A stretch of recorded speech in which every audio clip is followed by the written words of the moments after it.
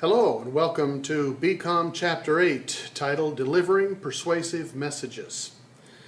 First of all, I want to say that I'm not going to cover everything in the textbook. I can't do that in a 12 to 15 minute lecture, but I am going to cover most of the key points, and I encourage you to be responsible to read the textbook and have a clear understanding of all the material within it. We're going to talk about persuasion, and the fact is we always need to be persuading. The textbook defines persuasion on page 122 as an honest, organized presentation of information on which a person can act. And the fact is we're doing that all the time during our lives. If we have children, we're always persuading our children.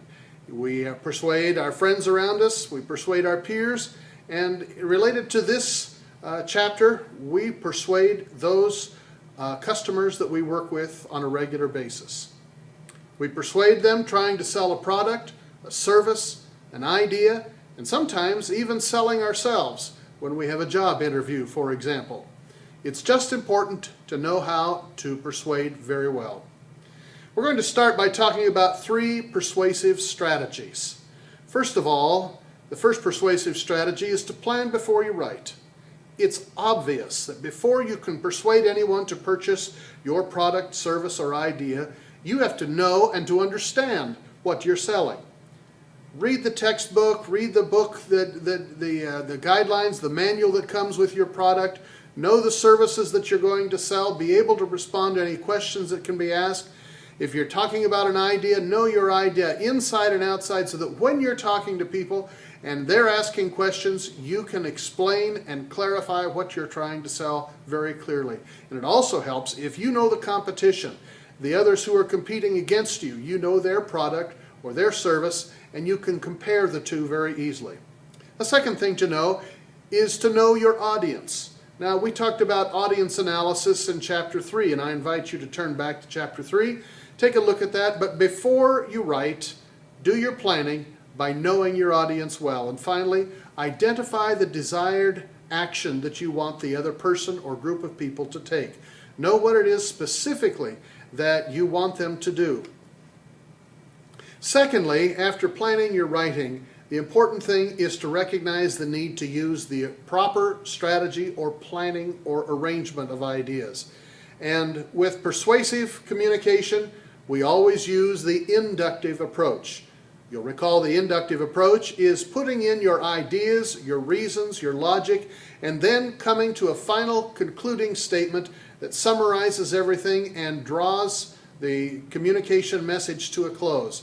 That is when you would appeal to their action and try and persuade them to change their thinking or their actions or their behavior or whatever else it is you want them to do.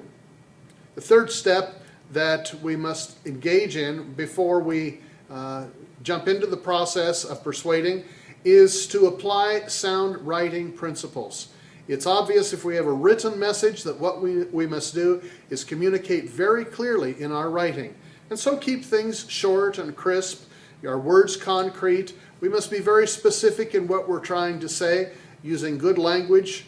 We want to use the you attitude where we refer to them and they are the important person in the communication. And then we also want to focus on a central selling point and keep coming back to that over and over again. Well, once we begin writing or once we begin speaking to become persuasive, there is a logical pattern of ideas that we must follow. In a sales message, it's important that we use the AIDA, A-I-D-A process. And if you'll turn in your books to page 125, figure 8.1, you will see the outline of AIDA. 4 different steps: A-I-D-A, attention, interest, desire, and action. The first step is to gain the attention of the person or persons we're trying to appeal to. The second is to generate interest in our product, service, or idea. The third is to create a desire within them, a need to have our product, service, or idea. And the fourth is to motivate them to action. The first step is to gain attention. We're going to deal with each of these 4 steps in a little more detail now. First of all, gain attention. We do this a number of different ways. First of all, in our introductory statement, we want to gain attention by using such techniques as Telling a story. People enjoy hearing stories. And when we tell stories, it begins to gain their attention. Telling a personal experience is very easy because they're experiences, they're stories we have gone through, and it's very easy for us to share a story that way. A question can often be a good introduction, or a quote, or a startling statement. Any of these ways to gain attention in the first step of the ADA process. We also want to, in the first step, develop some kind of a connection between the person or persons we're dealing with and the product that we have. We want to focus on a central selling feature. And when we do that, we have prioritized the reasons that a person may want to buy something, and then we want to reinforce and go over that time and time again. It becomes a central selling point that we repeat and ingrain deeply within their mind. And there are several ways that we can reinforce this within them. We can position it in our message, either at the beginning of our message or at the end of our message, and not bury it in the middle somewhere. And by frequency, by continually bringing up our central selling point several times so that it ingrains within the mind of the persons that we're trying to sell. And then third, we want to be very original, just very creative, very fresh in our point, in our attention getting. And that's the first step in the ADA process, the selling process, gaining the attention. The second step in the ADA process is to segue into generating interest in our service, product, or idea. Now, the ancient Greeks talked about emotion, and they talked about the importance of emotion in trying to persuade people. And this is where we want to bring emotion to bear in the sales process. We want to conjure up some kind of a desperate need to have our service, product, or idea. For example, if you're buying a new car, what's the first thing they want you to do? The salesman wants you to do? Well, he wants you to drive the car. So you get into the car with the sales lady and you take it on a spin, and hopefully they're thinking to themselves, I want this person to see themselves driving this car, to feeling the experience, feeling the power of the motor and the cool of the air conditioner and the sound of the stereo system, conjuring a desperate need within you to possess that car. They want you to have a good mental image, and so they're saying such things as, oh, you look good in this car. This is just for you. They want to develop a strong bond between you and the car, and so they'll say things like, whoa, travel in style here, you'll enjoy this. I remember the first time I bought a car, drove off the lot, the salesman waved goodbye to me and he said, happy traveling. I've never forgotten that statement. He developed kind of a bond between me and the car, and a special memory as well. The second step in the sales process, the ADA process, is to generate interest. We move on to the third step in the process, and that is to create desire within the person that we're trying to sell. The ancient Greeks talked to us about emotion in the previous step, but in this step they talked to us about logic, developing a logic and a logical process to satisfy the questions of the mind. It takes more than just a heart that is interested in something, but we must have a mind that is also convinced to make a change in our attitude or in our behavior. And so we must develop what the ancient Greeks called proofs, evidence, as it were, to suggest that persuading them into our way of thinking or behavior is a good thing to do.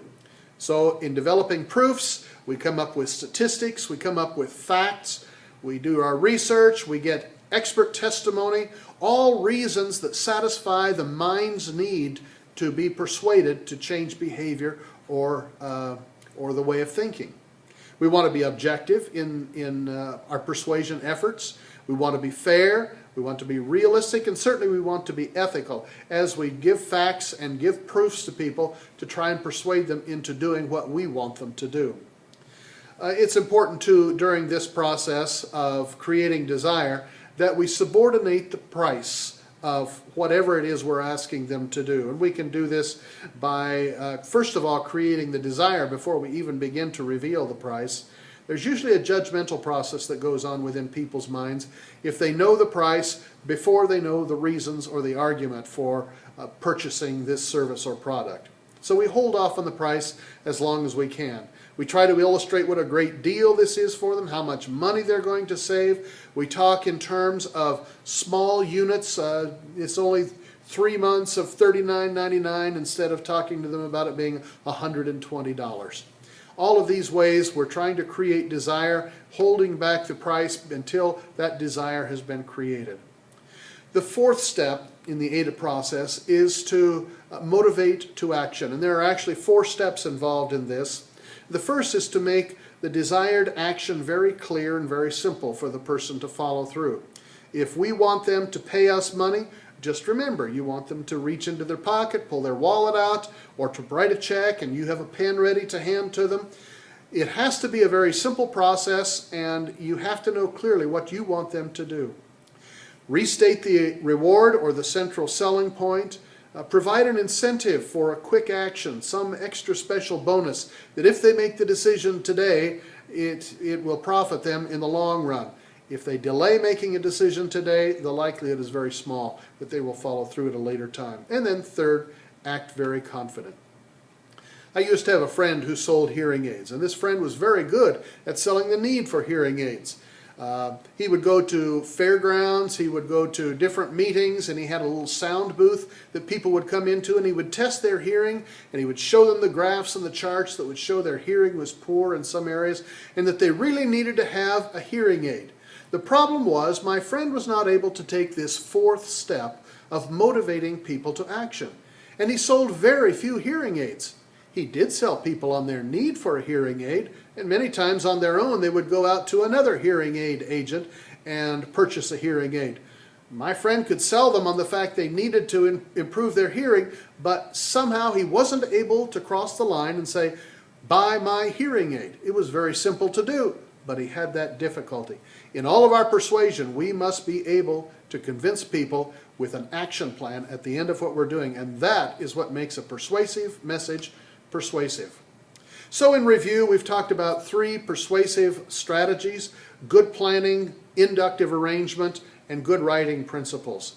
We've talked about the sales message following a pattern called AIDA: attention, interest, desire, and action, AIDA.